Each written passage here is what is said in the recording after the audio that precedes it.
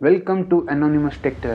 दोस्तों, आजकल स्मार्टफोन्स के बाद अगर कोई गैजेट हाइप में है जिसकी यूट्यूब पे आपको दबा के वीडियोस मिल जाएंगी, हर मॉल में इनके आउटलेट्स मिल जाएंगे या ऑलमोस्ट सब लोग इसे अपने अपने बैग में लेके घूम रहे हैं, और वो है लैपटॉप।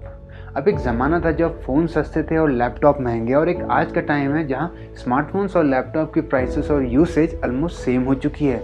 पर लैपटॉप्स को ख़रीदने का तरीका स्मार्टफोन्स को ख़रीदने के तरीके से टोटली अलग है। लैपटॉप्स थोड़े बड़े हैं, बल्कि हैं और ज़्यादा पावरफुल भी। ये है मेरे दो करंट लैपटॉप जो हैं डेल का टच स्क्रीन मॉडल और मैकबुक प्रो।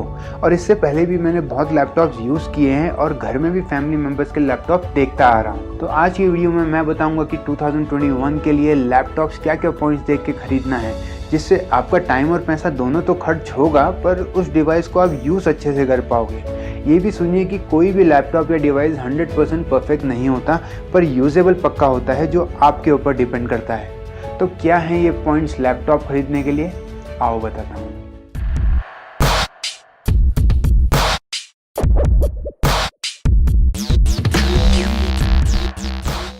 दोस्तों, कोई भी डिवाइस लेने से पहले मैं हमेशा बोलता हूँ कि सबसे पहले अपना बजट सेट कीजिए। बजट से ही आपको आइडिया हो जाएगी कि आप कौन सा लैपटॉप ले सकते हो या ले भी सकते हो या नहीं। बहुत टेकिस्ट बोलते हैं कि ब्रांडेड लैपटॉप लीजिए, सस्ता मत लीजिए, वगैरह वगैरह। तो मैं पूछता हूँ कि यार, जिसके पास बजट ही नहीं है तो क्या वो लैपटॉप ही ना ले, मतलब वो अपना काम ही ना करे। काम से याद आए कि लैपटॉप लेते वक्त ये ध्यान में रखें कि आप उसको यूज़ किस लिए कर रहे हो। क्या आप एक स्टूडेंट हैं, आप एक प्रोग्रामर हैं या गेमर हैं, तो उसके हिसाब से आपकी लैपटॉप की नीड भी वेरी करेगी। तो यहाँ से शुरू होती है लैपटॉप के स्पेसिफिकेशंस के बारे में बात होना, और इसमें कुछ पॉइंट्स ऐसे भी हैं जो मोस्ट ऑफ द टेकीज बताना भूल जाते हैं। चलो मैं आपको गोल्डन रूल पहले ही बता देता हूँ। आप एक ऐसा लैपटॉप पता कीजिए जो सबसे लेटेस्ट है, सबसे न्यू है, सबसे बेस्ट इक्विप्ड है, जो ऑब्वियसली महंगा होगा, और फिर उस लैपटॉप से नीचे आते रहिए जहाँ तक आपका बजट मैच हो जाए। याद रखिए कि पुरानी टेक्नोलॉजी भी अपने टाइम पे न्यू थी। अब स्पेसिफिकेशंस शुरू करते हैं। सबसे पहले देखिए लैपटॉप का डिस्प्ले साइज़। अगर आप ट्रैवल नहीं करते ज़्यादा तो बड़ा डिस्प्ले लीजिए। गेमर्स, कोडर्स, स्टूडेंट्स और जो ऑनलाइन क्लासेस ले रहे हैं, सबके काम आएगा बड़ा डिस्प्ले, और मूवीज़ देखने के लिए भी प्लस पॉइंट हो जाएगा। डिस्प्ले बड़ा होगा तो ऑब्वियस सी बात है कि लैपटॉप भी बड़ा हो जाएगा। तो बड़ा डिस्प्ले होगा 15 इंच तक का। और अगर छोटा डिस्प्ले चाहिए तो छोटा लीजिए, लेकिन मेक श्योर कि रेजोल्यूशन मिनिमम 180p हो, ना कि सिर्फ HD। अब आते हैं लैपटॉप के परफॉर्मेंस में, मींस CPU, रैम, GPU और स्टोरेज पे। यार, वैसे तो ऑलमोस्ट हर बजट में ब्रांड्स के कॉम्पिटिशन्स की वजह से ठीक ठाक कॉन्फ़िगरेशन मिल जाती है, जिस पे इतना स्ट्रेस नहीं लेना चाहिए जब तक कि आप हाई एंड यूज़र नहीं हैं। और जो लैपटॉप की दुनिया में बिगनर हैं, उनको तो बिल्कुल इसमें हद से ज़्यादा ध्यान नहीं देना है, क्योंकि बिगनर्स सीखते सीखते वैसे ही लैपटॉप की वजह डालते हैं। मैंने भी वही किया था अपने टाइम में। शुरू करते हैं CPU से। आपके बजट में जो CPU चाहे, वो इंटेल हो या राइजन हो, अगर टॉप मॉडल है तो आंख बंद करके ले लीजिए, क्योंकि CPU बाद में चेंज नहीं कर सकते, अपग्रेड नहीं कर सकते। तो बेटर यही है कि अपने बजट में आप सबसे बेस्ट CPU चूज़ करें, भले ही बाकी स्पेक्स कम ही क्यों ना मिले आपको। आते हैं रैम पे। देखिए, आजकल 4GB और 8GB ज़्यादातर ब्रांड्स ऑफर कर रहे हैं, और रैम महंगा भी है, पर बजट की वजह से प्रोसेसर के मुकाबले रैम कम है तो कोई बात नहीं, क्योंकि रैम आप आगे फ्यूचर में भी अपग्रेड कर सकते हो।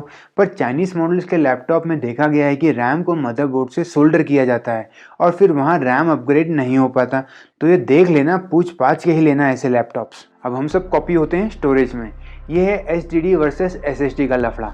वेल, शॉर्ट में बताऊंगा कि SSD फास्ट होती है पर महंगी भी। तो अगर आपके बजट में SSD नहीं आ रही तो कोई बात नहीं, आप फ्यूचर में HDD से SSD पे अपग्रेड हो सकते हो। बात करें GPU की, तो भाई ग्राफिक प्रोसेसिंग यूनिट आप भारी वाला तब लें अगर आप हैवी गेमर या फिर हैवी वीडियो एडिटिंग करते हैं, वरना नॉर्मल गेम्स खेलने के लिए जो GPU आपके बजट में आपके लैपटॉप में मिलेगा आपको, वो काफ़ी होता है। पर यहाँ मैकबुक्स और लिनक्स कंप्यूटर्स आपके काम नहीं आएंगे। अब लास्ट में देखते हैं बैटरी।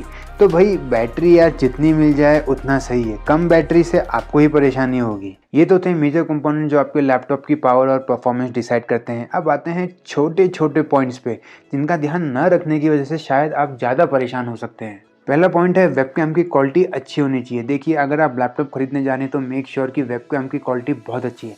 इसका रीज़न है कोरोना काल, क्योंकि सब लोग आजकल ऑनलाइन क्लासेस, ऑफिस की मीटिंग वगैरह सब घर से कर रहे हैं।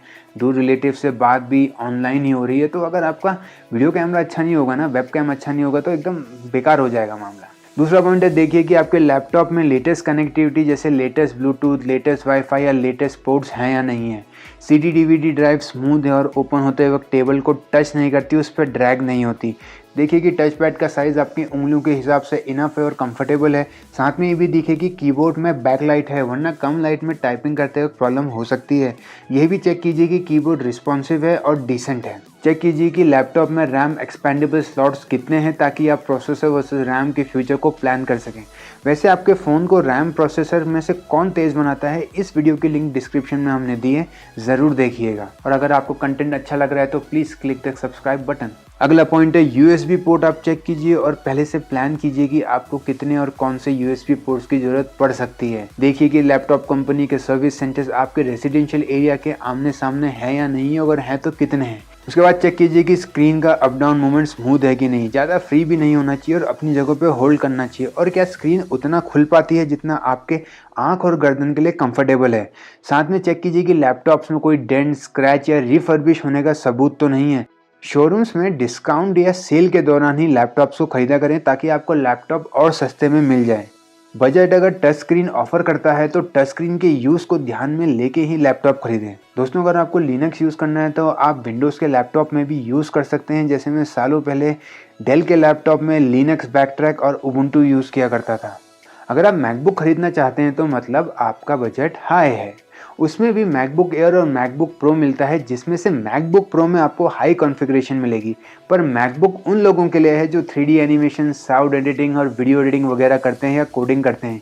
गेमर्स के लिए मैकबुक अच्छी चॉइस नहीं रहेगी। दोस्तों, जब इतने सारे हार्डवेयर आपकी यूज़ के हिसाब से प्लस माइनस होंगे तो उसी तरह वेरी करती है आपके लैपटॉप का वेट। अगर आपको हल्का फुल्का काम करना है तो हो सकता है आपका लैपटॉप हल्का फुल्का हो, लेकिन अगर सब कुछ करना है तो एक गेमिंग लैपटॉप जो मिलेगा आपको, उसमें दबा के चिप्स होंगे, उनके फैंस होंगे, तो ऑटोमेटिकली मतलब भारी हो जाएगा एकदम।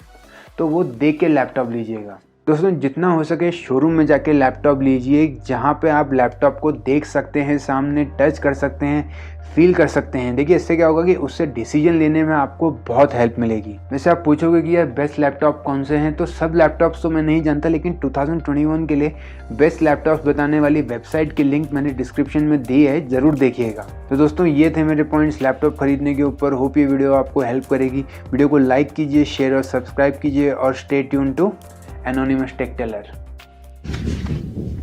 I'll be back.